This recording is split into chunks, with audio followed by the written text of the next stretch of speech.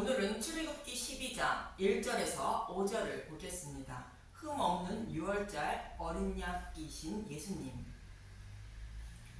여호와 하나님이 9가지 재앙을 통하여 저와 여러분에게 하시는 말씀은 요셉사의 지팡이를 삼킨 아론의 지팡이가 상징하는 복음의 말씀을 믿으려 하지 않고 다른 복음을 따르게 되면 자신이 원하는 말씀을 전하는 거짓 목사를 만나 결국 심판을 받게 된다고 말씀하신 것입니다.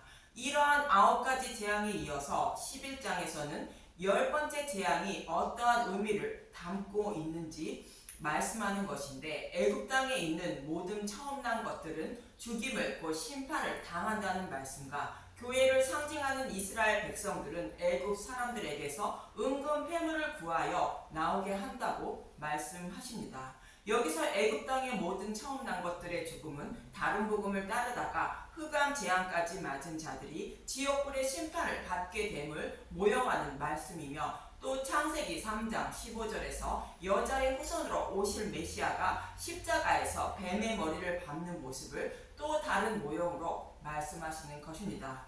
그래서 이스라엘 백성들이 애굽 사람들에게서 은근 폐물을 구하여 나온다는 것은 예수님이 십자가에서 사탄의 머리를 밟은 노량물인 복음의 말씀을 가지고 나온다는 의미로 복음의 말씀을 먹어야 바로의 노예에서 해방되어 하나님 백성이 된다는 뜻이며, 저와 여러분도 십자가의 노량물인 복음의 말씀을 먹어야 사탄의 노예에서 해방되어 하나님 백성이 된다는 뜻인 것입니다. 그래서 하나님 백성인 저와 여러분이 무엇을 먹어야 영적 출애굽하여 하나님 백성이 되는지 말씀하시려고 12장에서는 유월절과 무교절에 대하여 말씀하고 있는 것입니다. 이 말씀을 기억하시고 본문 1절을 보겠습니다. 출애굽기 12장 1절, 유월절 여호와께서 애굽 땅에서 모세와 아론에게 일러 말씀하시되, 흑암 재앙을 맞은 애굽 땅에 있는 모든 자들은 지옥불에 들어가는 심판을 받지만, 교회를 상징하는 이스라엘 백성들은 어떤 말씀을 먹어야 심판을 받지 않고 생명을 얻게 되는지 이스라엘 백성의 지도자인 모세와 아론에게 말씀하고 있는 것입니다. 이 말씀은 저와 여러분에게 하시는 말씀으로, 저와 여러분이 무엇을 먹어야 사탄의 노예에서 해방되어 하나님 백성이 되고, 또 임방과 문설주에 유월절 양의 피를 받은 집안에 거하는 분들이 되어 생명을 얻게 되는지 본문에서 말씀하고 있는 것입니다. 본문 2절을 보겠습니다. 출애굽기 12장 2절, 이 달을 너희에게 달의 시작 곧 해의 첫 달이 되게 하고.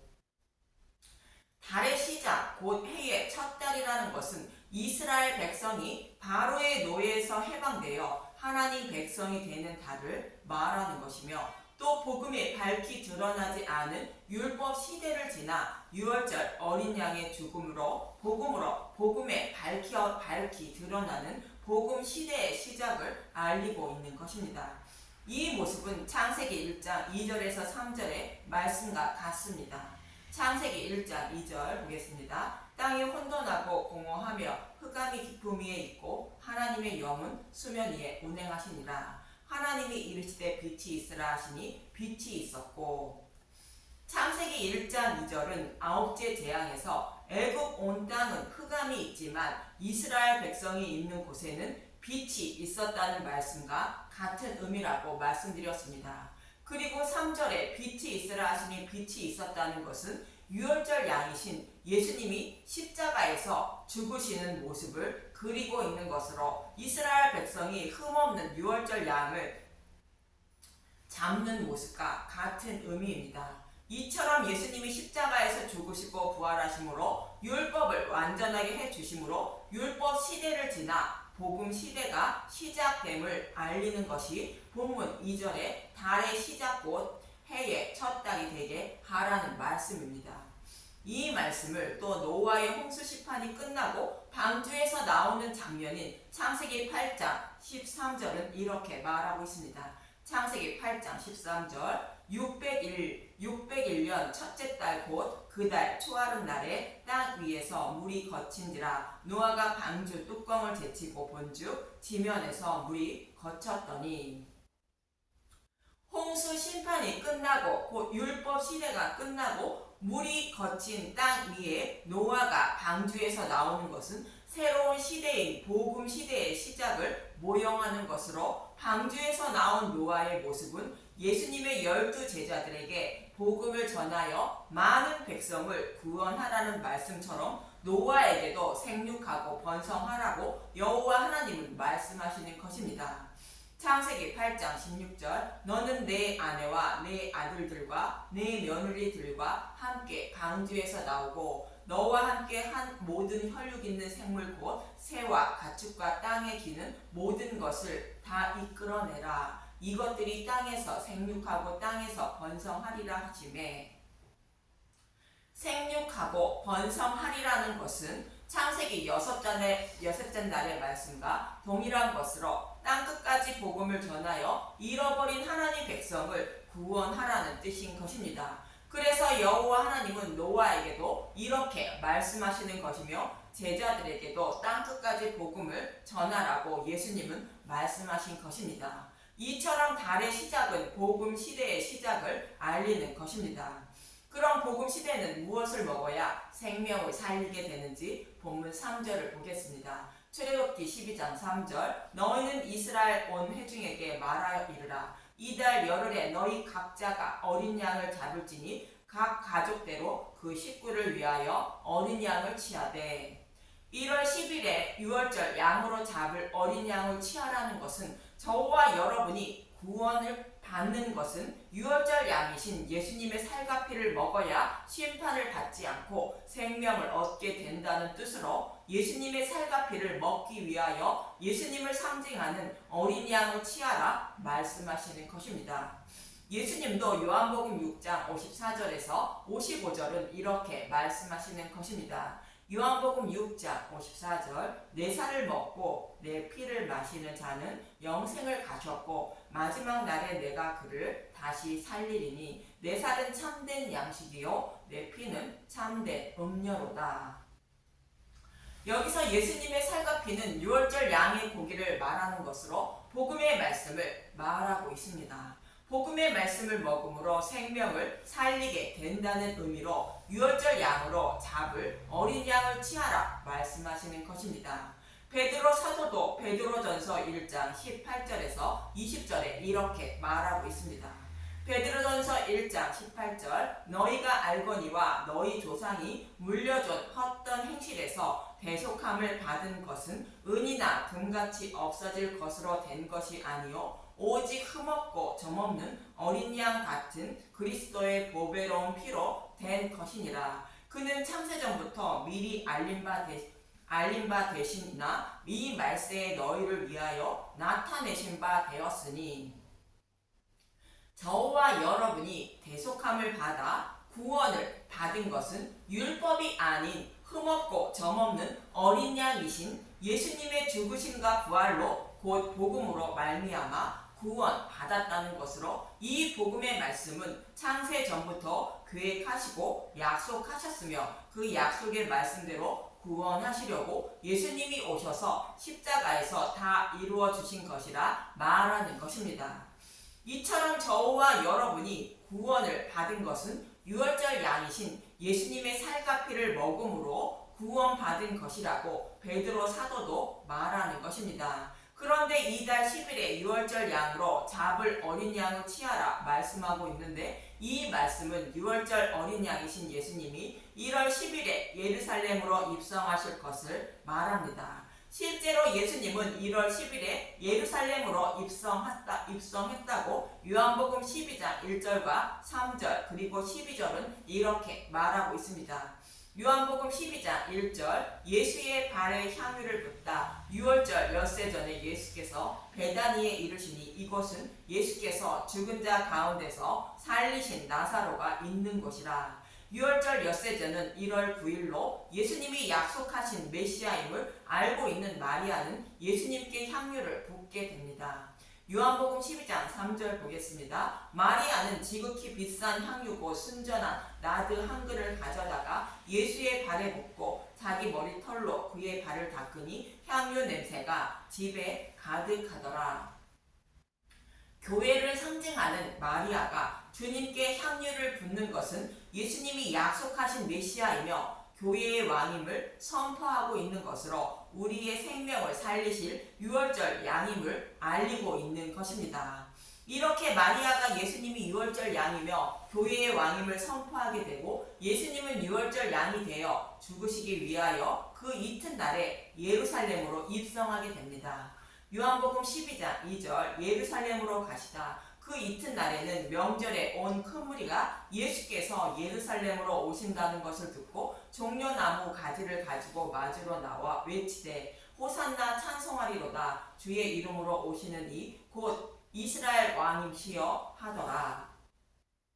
마리아를 통하여 예수님이 유월절 양임이 선포되자 자신을 구원하러 오신 예수님을 찬송한다고 호산나 찬송하리로다라고 외치고 있는 것입니다. 그러면서 예수님이 이스라엘의 왕이라 외치고 있는 것으로 마리아가 향유를 주께 부으며 이스라엘 왕임을 알렸고 백성들은 예수님이 이스라엘의 왕임을 외치고 있는 것입니다. 이처럼 예수님은 유월절 양이 되어 자신의 백성을 구원하시려고 1월 10일에 예루살렘으로 입성하실 것임을 모형하는 것이 1월절 10일에 유월절 양을 취하라고 본문에서 말씀하고 있는 것입니다. 그러면서 본문 4절은 이렇게 말하고 있습니다. 출애굽기 12장 4절 그 어린 양에 대하여 식구가 너무 적으면 그 집의 이웃과 함께 사람 수를 따라서 하나를 잡고 각 사람이 먹을 수 있는 분량에 따라서 너희 어린 양을 계산할 것이며,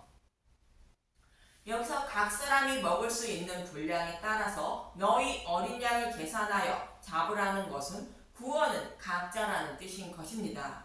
부모가 믿음이 있으면 자녀도 구원받는 것이 아니라 각자의 믿음에 따라 구원받는다는 것이며 반대로 저주받는 것도 각자라는 뜻인 것입니다. 이 말씀을 하고 있는 예레미야 31장 29절에서 30절을 보겠습니다. 예레미야 31장 29절 그때 그들이 말하기를 다시는 아버지가 신 포도를 먹었으므로 아들들의 이가 시다 하지 아니하겠고 신 포도를 먹는 자마다 그의 이가 신 것 같이 누구나 자기의 죄악으로 말미암아 죽으리라. 누구나 자기 죄악으로 말미암아 죽임을 당한다는 것으로 각자의 믿음에 따라 구원과 심판이 이루어진다는 것입니다. 그리고 유월절 양의 고기를 먹는 분량에 따라 계산하라는 것은 구원받은 사람이라도 각각 자 믿음의 분량이 다르다는 뜻으로 예수님의 살과 피가 상징하는 복음의 말씀을 먹고 아는 정도가 다르다는 뜻인 것입니다. 복음의 말씀을 전하는 자와 듣는 자 모두 구원받은 하나님 백성이지만 복음을 알고 있는 정도가 다르다는 뜻인 것입니다. 이어지는 본문 5절을 보겠습니다. 출애굽기 12장 5절 너희 어린 양은 흠없고 1년 된 수컷으로 하되 양이나 염소 중에서 취하고 흠없는 양으로 택하라 말하는데 1월 10일에 택하여 14일까지 지켜보며 흠이 없는 것으로 택하여 잡아야 한다는 것입니다. 흠이 없는 양은 베드로전서 1장 19절에 흠없고 점없는 예수님임을 잘 말씀해 주고 있습니다. 베드로전서 1장 19절 오직 흠없고 점없는 어린 양 같은 그리스도의 보배로운 피로 된 것이니라.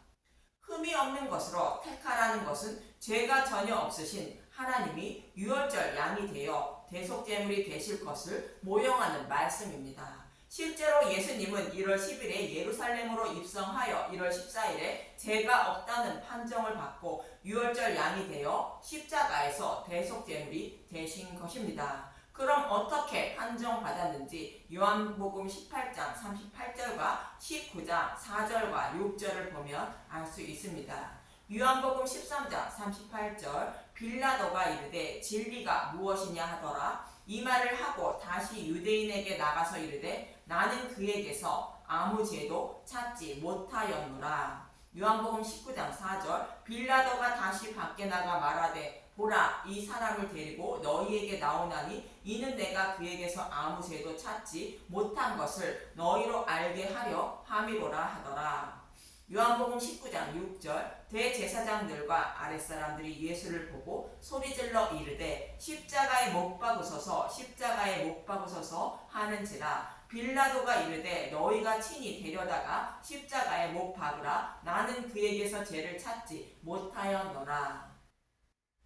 이처럼 예수님이 죄가 곧 흠이 없음을 판정을 받고 유월절 양이 되어 십자가에서 대속 제물이 되신 것입니다. 그런데 수컷으로 잡아야 한다고 말하고 있습니다. 수컷은 한 알의 밀이 되어 땅에 떨어져 죽어 많은 열매를 맺을 예수님을 상징하는 말씀인데, 생명의 말씀이신 예수님을 상징하는 말씀인데, 로마서 9장 29절은 이렇게 말하고 있습니다. 로마서 9장 29절 또한 이사야가 미리 말한 바 만일 만군의 주께서 우리에게 씨를 남겨주지 아니하셨더라면 우리가 소돔과 같이 되고 고모라와 같았으리로다 함과 같으니라.